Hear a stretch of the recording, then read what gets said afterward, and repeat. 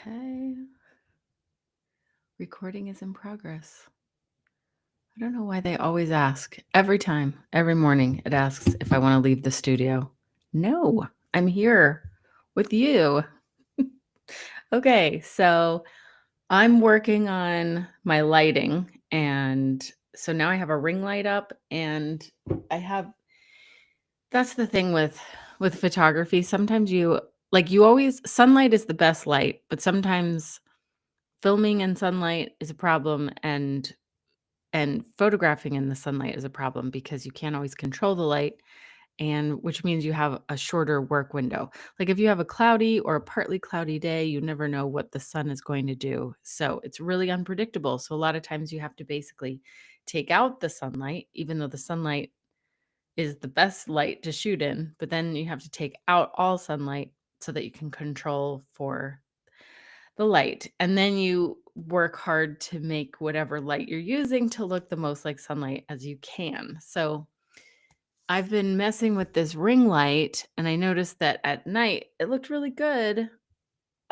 So in here, so I decided to put up these blackout curtains. But now these blackout curtains are gray, and they're casting a weird light because I'm using my iPhone as the camera right now, and it has its own programmed white balance. So it thinks that this yellow should look kind of green, and it's all because of that. So I bought some new white curtains that I'm going to put over that.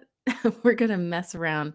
We realized that if we make everything in here look really white, then like if the walls are white, and then if I have the orange, then the orange from this brown these oak, whatever they are, doors. I don't think they're oak. They're orangey. Anyway, so when there's that and then white, everything looks okay. So we'll see. Anyway, the short of it all is, thanks for joining me, even though I kind of look weird today. So, little behind the scenes for you today. Well, first tea. It's like what I'm drinking today is I'm drinking peppermint tea. You know that I'm running late in the morning when I drink peppermint tea on this podcast because I don't have to boil any water, and I can just throw the bag in. And I also don't have to worry about taking it out in time. And I don't feel like I need to add anything like sugar or milk. So this is the most streamlined tea that I can have, and that I do have. Another one that I will eat or drink without any kind of sweetener or anything is I do like the Bengal spice from Celestial Seasonings. So, okay. So, how's everyone doing? Remember, I'm talking to you as if there are millions. Well, millions, that would be a lot for now. But I'm just pretending that there are 1,000 of you watching with me, and we're having this little tea time together. And I hope you're all getting tea, or you're listening on your way to work, on your commute, or something like that, or when you're with the kids getting things ready. Happy to be here with you. And okay, so this is the podcast where we have tea together. We talk about stuff such as books, movies, our goals, our dreams. And then at the end, we do a little either oracle reading or tarot card reading. And I'm probably not the type of person that you would think of that is into tarot. And I think that's true in some ways. But I've come to really love and appreciate it, especially the new way. So many artists, and like there's so many beautiful artists that will create decks, and then they're just, I think for me it's a way to connect with beauty and nature and in a weird, well, and just basically look at life in a new way. So, finally got this plastic off right here. And so this deck I've been wanting for a long time. Over the summer, I was doing other things and not really keyed into tarot or oracle as much. I have a person that I do tarot with. Her name is Brooke Andrioli. And if you want somebody to read tarot for you, she's a great person to go to. And feel free to ask in the comments who she is and how to get in contact with her. And I'm sure I can put you in contact with her. Okay, so let's see. First of all, how's everybody doing over the weekend? One day I'm going to have a producer in here and there will be more banter and chat, and that'll be fun. But over the weekend, I was sick on Friday. That's why I wasn't here. I threw up for the first time in 10 years. So that was interesting. And it was interesting though, because I completely had the experience from being a different person than I was the last time that happened to me. And I don't know if it was because the sickness was less or what, but I felt much more, I was in more of a state of allowing, like, okay, this is what it is. And instead of trying to resist the feeling, like the last time I threw up was in 2014, which was 2 years before I read The Power of Now. And, you know, a lot of time before I've, started listening to Abraham Hicks or anybody like that. And so I think back then I was much more inclined to think, oh no, this is this thing that's happening to me and there's nothing I can do about it. And, it was I was in a very resistant state of mind. But the other day when it happened, I was more in an allowing state of mind. So um when I mean that kind of always happens to me, like when I know I'm going to throw up, there does come a point where you sort of surrender and you go, I know this is what needs to happen, and throwing up would feel better than not throwing up. It's so gross. Sorry we're talking about this. Anyway, point is, I was able to just much more be in that. I allowed myself to feel uncomfortable. And I think just by doing that, it made the experience much less harrowing. So take that as you will, but there's something in there. There's something I've found that the more you can let go of the resistance around the pain for things, then the easier it becomes and you kind of use it up and let it go. I'm not an expert on pain though. So, okay. So let's see. And always, what do you think? I'm just saying stuff here. And I'm always curious what other people think. Okay. So that's something I learned. Let's see if there's something. Oh, I'm going to do a show and tell with one of my books. Okay. Big Magic. Have you guys read this book yet? If you haven't, I highly recommend it. It's time. I'm overdue for a reread of this book. Big Magic is by Elizabeth Gilbert, and she is the woman who wrote Eat, Pray, Love.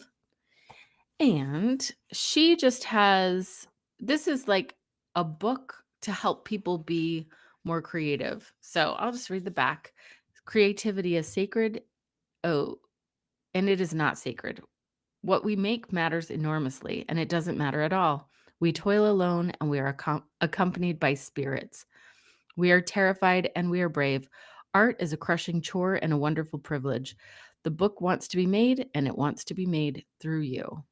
That is like a really powerful message. And I don't even know if I've read the back of that very many times, maybe once. That's something that's really powerful. So let's talk about creativity in general then.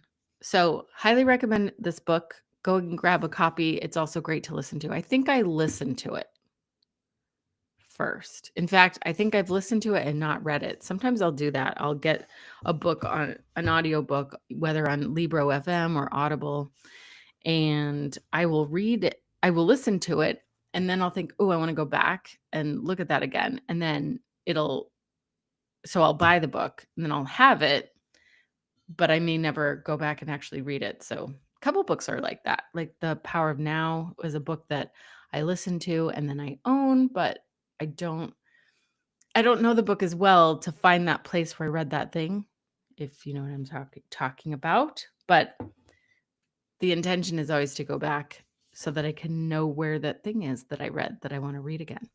All right. So creativity is, I think it's a very important part of our lives. I think everyone on some level is creative, even if you don't, if you don't think that you're creative, you may, just because you don't want to get out scissors and tape doesn't mean that you're not creative. Like you can be creative in lots of ways, whether it's like cooking, baking, that's creative. That might be a little less obvious to some, but maybe more obvious to others. It's also like you can be creative just in the way you problem solve, or anyway, there are lots of different ways to be creative. You can be creative in the way that you talk to people or are there for people. Some people are excellent gift givers. Like I think of myself as a creative person and I'm not always the best gift giver, but I have another friend who doesn't really think of herself as creative, but she gives the best gifts. So it just depends. Well, I don't, why did I just say that? I don't know. There are many different, that's the point. And so because of that, I think this is an excellent book to read. Also, she has this podcast that she did as a sort of prelude to this book coming out, and it was called Magic Lessons. So that was very good. I really enjoyed that podcast. It was just a series of maybe 20 episodes that she did. And I don't even know that they're all on Apple Podcasts because I found other episodes that came later that are other places around the internet, maybe on her website or something like that. So check them out. And I hope that you learn all kinds of magic, the magic of creativity. And let's see. So that is that recommendation. And okay, so this morning I'm actually I actually have a tight schedule. I wish you could see my desk. It is so messy. In fact, let's just do that right now. Look at that. If you ever think people are perfect, think again. All right. I think it's important sometimes. Nobody ever saw it when I was doing food blogging. Look at those are tea bags gross. When I was a food blogger, people would always think, "Oh, your life is so perfect." And I would say, "You know what? You see this brownie that's right here and right in your face and and this is the frame that you're seeing. Everything else is like a disaster kitchen." So, yeah, like I wish I were a little bit more I wish I had more of a neat I wish I were neater and I wish I had a cleaner house most of the time, but I don't want to be the one that's always cleaning the house, at least at this point, but maybe I'll change. That's the great thing about life. There's always There's always change. Okay. I feel like I don't have a lot of interesting things to say right now. So I'm going to move on to this new Oracle deck that we found. It's called Seasons of the Witch and Mabon. Okay. I don't know how to pronounce that. So we're going to look it up right now. Okay. How to pronounce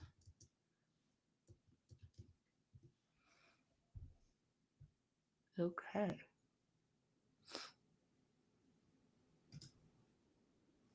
Mabin. Okay. All right.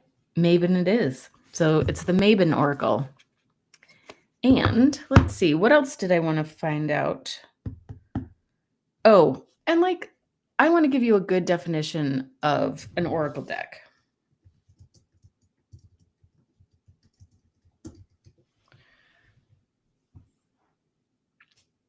Okay. Are you like me? Do you try to skip the AI definition at the beginning? I try to because I just feel like somebody else could use the clicks. All right, so let's see. Okay. This girl on her Medium, it's an article at Medium, and she says, I click on one Instagram ad one time, and now all I see are ads for white witchery, crystals, tarot cards, and oracle decks. That's funny. So, all right. So she just says oracle decks are like tarot cards, but much simpler. You don't have to place them in a certain way or memorize their meanings or know what they all mean together or when pulled in a certain order. You shuffle the deck, pull the cards out that feel right, and read what they say. You can organize them into a spread, but you don't have to. There are no rules. Okay, so cool. That's one person's definition. And yeah. And it just says it's any deck of cards that are used for spiritual insight and self-discovery. So, yeah, that's kind of what we talked about already. So, let's see. I'm going to go back here. All right. Yeah. That's the other thing. I wanted this lighting to be set up like this so that I don't ever have to worry about wearing makeup. So sometimes if you get makeup on me, great. If not, that's okay too. Okay, so these Seasons of the Witch Oracle are a little bit, they're a little bit simpler than the tarot deck that they just came out with, the Winter Tarot deck, which is not where I can see it right now. Okay, so I was going to show you the comparison. Let's see. Standing by, folks. Wow, my forehead looks really shiny. Okay. I'm thinking, here's the thing. I know that I look better with bangs because I have a really high forehead. So we're just going to be, look, we're girlfriends here. Even if you're a boy, you're in the club. All right. So I think bangs look great, right? Like they look, I mean, it's just, they look better on my face mostly. And so I will get bangs, but then the problem is that the next day, so I have to basically wash my hair every single day, or else I look like Inigo Montoya with his hair like this the next morning. So when I do get bangs, I like them for a little while, and then very soon I don't like them, and then I have to grow them out. And then, but when I grow them out, I'm like worrying about the size of my forehead. So there you go. There's a little insecurity for today. All right. So these are Mabin is, let's also find out when Mabin is exactly. So Mabin is one of these. All right, hold your hats, people. So all right, what is Mabin? So it starts on basically the first day of fall. So September 23rd, 2026 was this year's. And then I'll be using these until sort of the end of fall, and then we'll go into more wintry things. And we won't always go from this. It'll depend. But anyway, so there, you pull off the sleeve, and then I'm going to do this. Oh, I didn't really tell you what it was though, did I? Hold on. So Mabin it's a pagan holiday celebrating the autumnal equinox and mid-harvest with practices like apple picking, rituals, and feasts. And I think a lot of people are like shaking in their boots about things like paganism and things like that because we think of sacrificing rituals and things like that, but it's nothing like that. At least now, people nobody's doing that now. Or maybe they are, but just if you meet people that are doing stuff like that, get out of there because you might be in a cult. So, but we all, even there, we know that so many of even the Christian holidays are set around pagan celebrations because that's just what everybody was doing at the time, and it was the easiest way to mask holidays and things that they were celebrating, or at least this is the conventional wisdom. But it was easier to like not show that you were a Christian. You were able to hide that you were celebrating Christmas because that's when everybody else was selling the pagan holidays of, I don't know, what's the pagan, the Yule celebration at Christmas time. So anyway, so pagan words and things that we do, lots of things that we do are connected to paganism. And all right, so we are going to, well, first, should we do let's look at everything. Should we do that? Okay. Yeah. The other thing is an Oracle deck will always come. I don't know of any that don't, but they should. Most of them come with some kind of a guidebook so that when you read, when you get the card, somebody's written a little guidebook to explain what it means. Okay. So I'm just going to flip through and try not to get a glare from the light. So this is the part where if you're driving, it's not so fun for you. So I'm going to read what they all say. Okay, so actually,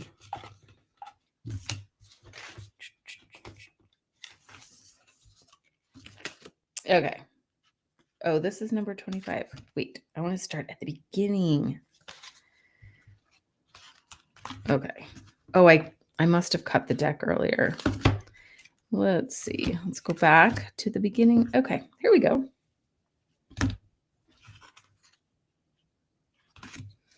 All right. And it looks like there's 44 cards in this deck. I've seen oracles with more and I've seen them with fewer. But most tarot cards come with 78. That's the number of the Rider-Waite deck, but you can see people will do variations all the time. So here, we're going to go, here's number 1, an apothecary cabinet. Apple of my eye. We're going to go fast for the people listening. Autumn equinox. Breath work. Cacao. Is anyone a Portlandia fan? All right. If you are, you know why I'm laughing at cacao. All right. Campfire. Coming of darkness. Corn maze. I went to one of those with my good friend Emily last year in Utah. It was very fun. Coven. Ooh, that makes me think of vampires. Cranberries. Crow. Darkness Falls. Interesting. Elderberries. Oh, I hope they have one in spring for elderflowers. Falling leaves. Fawn. That makes me think of Mr. Tumnus, but a different fawn. It's spelled differently. Fire cider, whatever that is. Foraging. There used to be this restaurant in Salt Lake called Forage, and it was amazing. Ghost Whisperer. Ooh, I wish I were a ghost whisperer. Grieving. Harvest Moon. Harvest Witch. Haunted House. Kitchen Witchery. Maple Tree. Mead and Wine. Molasses. Mountain Cabin. Peppers. Pomegranate. Pumpkin Spice and Apple Cider. Queen of the Dead. Reaper. Root Vegetables. Scarecrow. Shape-shifting. St. John's Wort and Marigold. These are interesting. Straw Bale. That makes me think of Smallville, which we're in season 10 of. Tea Magic. Ooh, that's what we're doing right now. Toad. Tobacco. Whiskey. The little Mormon girl inside me is shaking in my boots. Witch's Gathering. Witch's Rosary. And wool. All right. So while you were listening, I hope that you had, I don't know, I hope it kind of made you think of some things. And sometimes, so that's the other thing with the Oracle. It basically invites, or tarot, or whatever, anything that you think of that might look like a sign to you, whether it's, it's 11:11 on the clock, or you see a number, or you see a bird. If you want it to mean something, then let it mean something. I know that might sound weird. People think, this is my understanding of like signs. It's, if it means something to you, then it's a sign. Let it mean something to you. Let it be a sign. And because you're in charge of this party. I love the part in Harry Potter when he's almost dead and he's talking to Gandalf, and no, he's not. He's talking to Dumbledore, and he says, Harry asks him, is this it? Am I dead? And he's like, I don't know. This is your party, or this is, as they say, your party. It's your party. Like, this life, if you choose to let it mean something to you, let it mean something to you. I say always look for the positive. If you see a crow, don't freak out and worry that means that, your best friend is going to die that day. But, there are all sorts of, like, you can choose to see, our confirmation bias will show us, we'll make what we will of things, right? But when you're, let me think about this. So if you have something that looks significant to you and you want to interpret it as a sign, you have a choice. You can look at it as something terrible or something good. I personally, when I choose to see something as a sign, I usually choose to see it as, oh, this is my higher mind or the universe or God. They're saying hi, and they're saying, they're telling me I'm on the right track. And that's usually how I kind of see it. All right. So You guys could have a drinking game of all the times I say the word so. And if I say, okay, so, then maybe it's a double shot. I don't know. I don't think that's a good idea to do in the mornings. Anyway, let's do this together now. I need a question. So I'm going to just listen for whatever question I think somebody may be asking out there. So I'll just be quiet for a moment and let's see. Okay.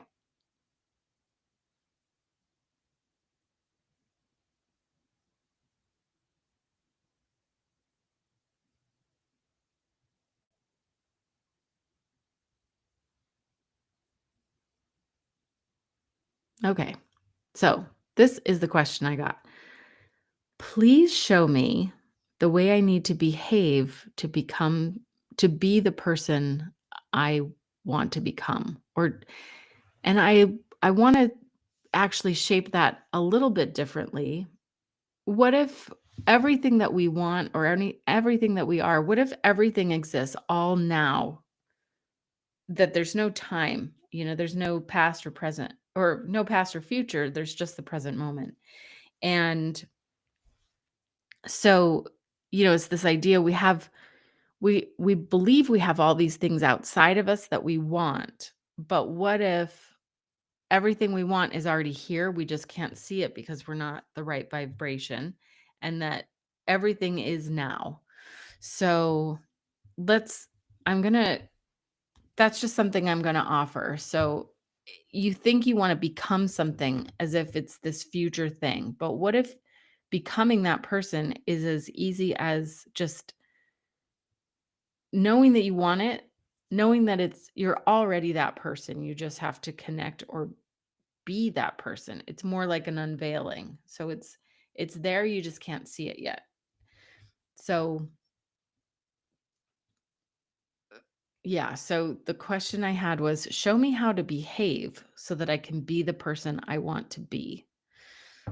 Okay, that's the question. And remember, even though you're probably not seeing this right now, I will go over here to the chat. I should have that box opened. Feel free to put it in the chat at any time if you're watching this live. And then if you ever want to come on, the whole point is that we're going to do these every day. And then I'll invite someone on the show and we'll read their tarot or oracle.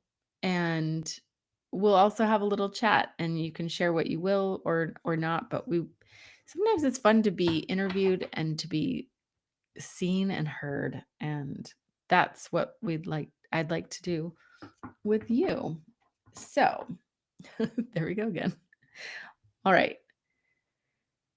Now, while I'm shuffling the deck, this is when I think in my heart and my mind that question, the show me how I need to behave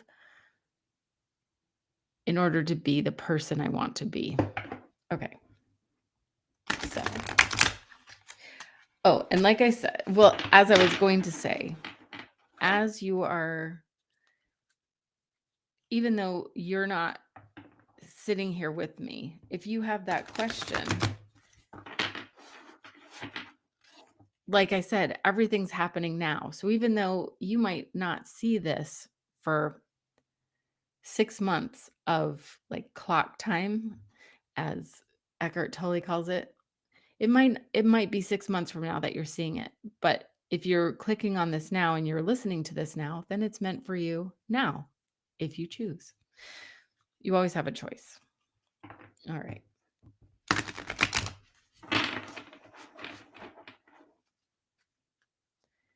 Show me how. Please show me how to behave in order for me to be the kind of person I want to be. Okay, so I split the deck.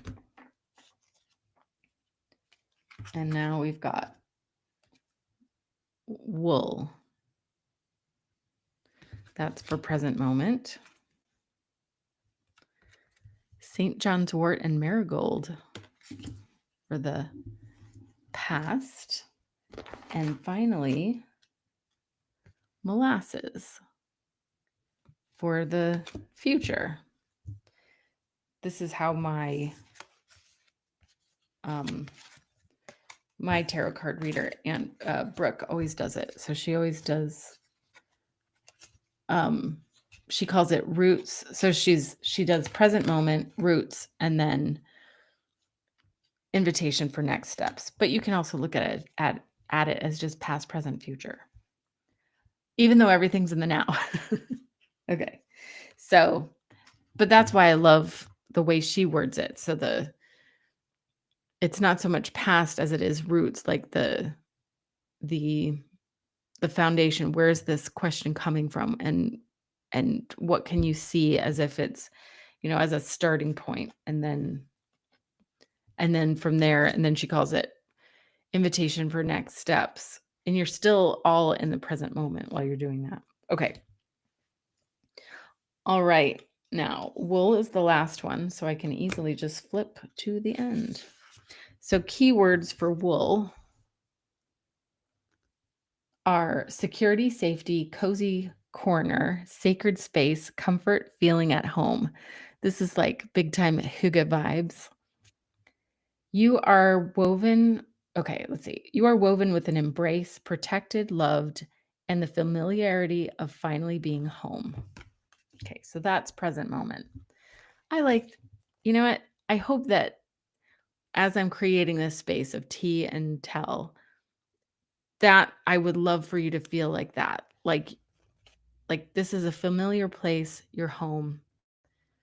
Join me every morning and we'll have a cozy time together. And we'll be together. So, like a big hug.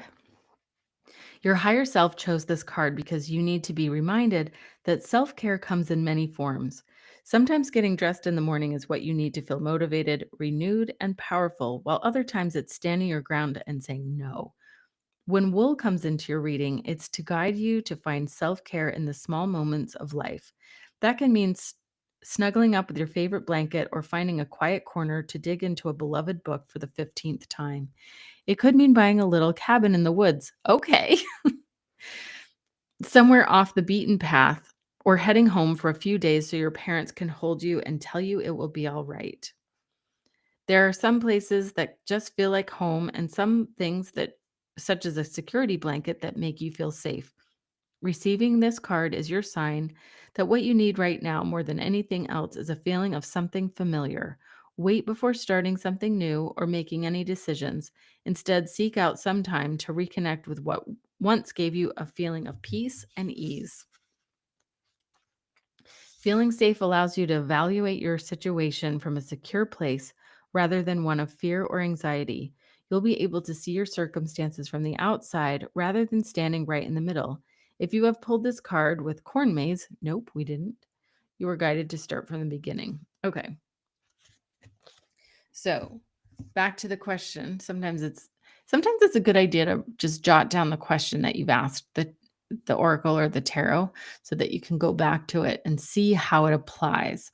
So for this one, please show me how to behave so that I can be the person I need to be.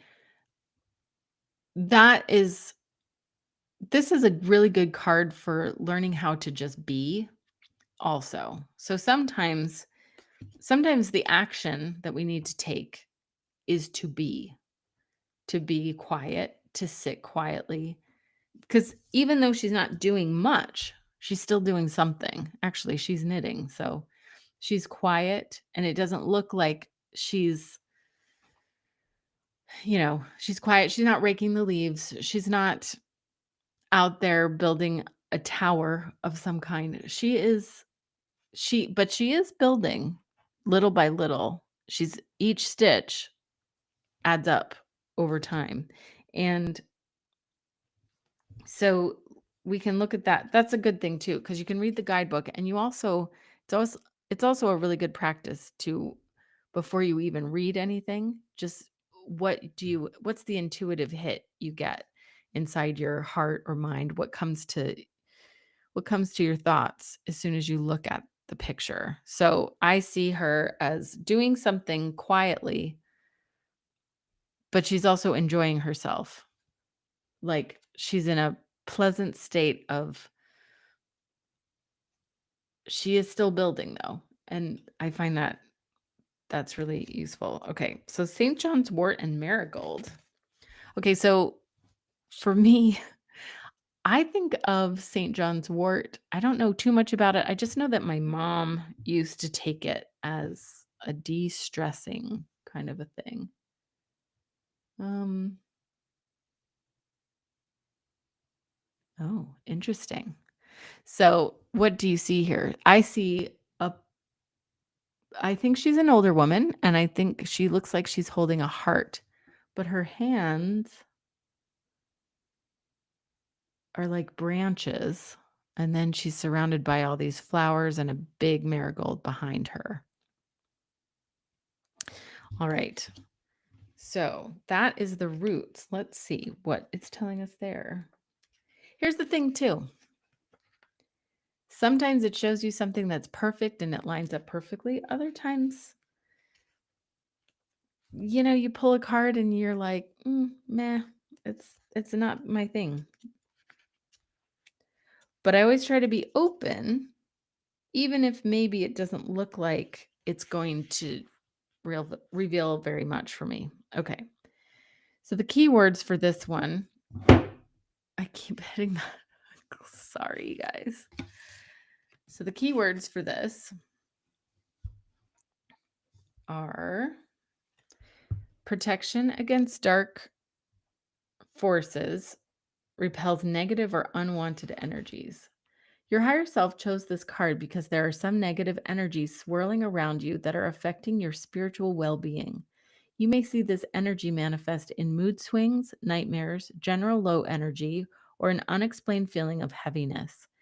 Know that these feelings are not a result of anything you have done, but that they will continue to disrupt your life if you don't take the steps to remove the energy that is causing you harm. Let's see. I'm going to hold this closer because it's not in focus. There we go. Take a few minutes to think about when you feel this energy the most. Does it tend to happen just after you're visiting a particular person or location? Do you feel this way at work or at home? Most people are not aware of how much energy they steal or the ways in which their low vibration affects others. It's important to hold space for the people you love and care about by listening and supporting them through tough times. But when a relationship becomes toxic, you may need to take extra steps to protect your energy. We'll talk a little bit more about protection. If St. John's wort and marigold should fall out of the dark, reversed, it's this, okay. I don't worry about the reversed stuff. That means that if I pull it and it's upright, then it's upright, but if it's reversed, then it's upside down.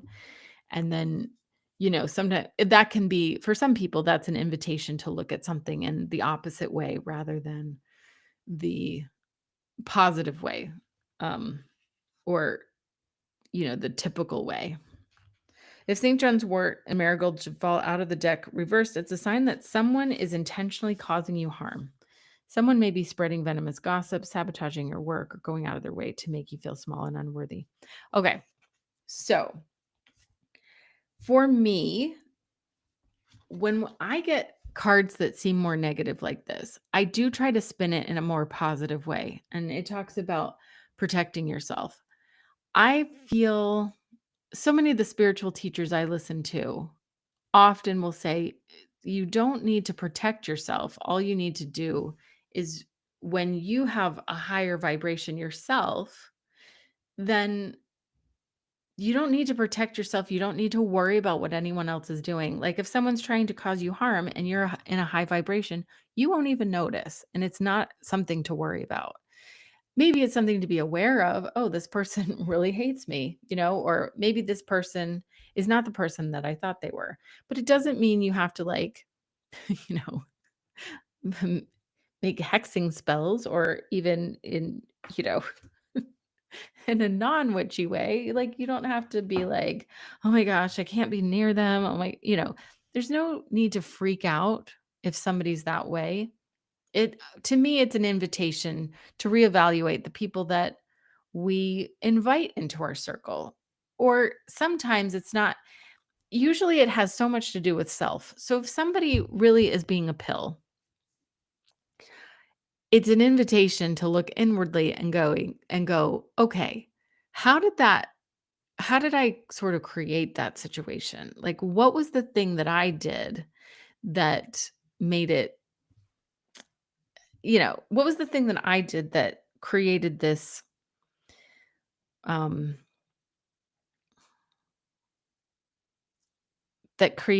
I'm realizing I have to leave in like 2 minutes. So I'm going to wrap this up quickly. And I apologize. I didn't realize I was talking so long. So what's the thing I can learn about myself so that I attract the kind of people and the kind of behavior that's more suited to what I would like? Okay, last one. To move forward, you must know where you are headed. All right, so this is molasses. And if you watch Over the Garden Wall, that molasses means something happy to you because that's the best little song, potatoes and molasses. Okay, stagnation, laziness, lacking motivation. To move forward, you know where you are headed. You need to know where you're headed. Your higher self chose this card because molasses represents a period of uncertainty when the path ahead isn't clear. And despite your best efforts, you simply cannot seem to move forward. Standing still is very frustrating, but you're in this period of pause so that you can take some time to get a full understanding of where you actually want to go. This card will often visit you after a period of significant but unintentional action. You may have made choices in haste of late and are coming to regret some of your decisions.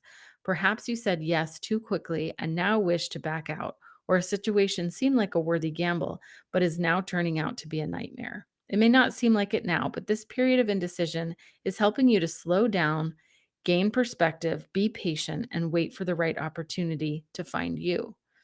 In the meantime, focus on diving deeper into your spirit. Are there mundane tasks you could focus on while you aren't distracted by other things? Perhaps you might consider a practice such as meditation to take your mind off of current problems.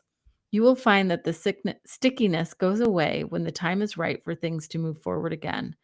This card also advises you not to make any hasty decisions right now. Take care of what you need to, and of course, but delay any life decisions until more information comes to hand. Okay.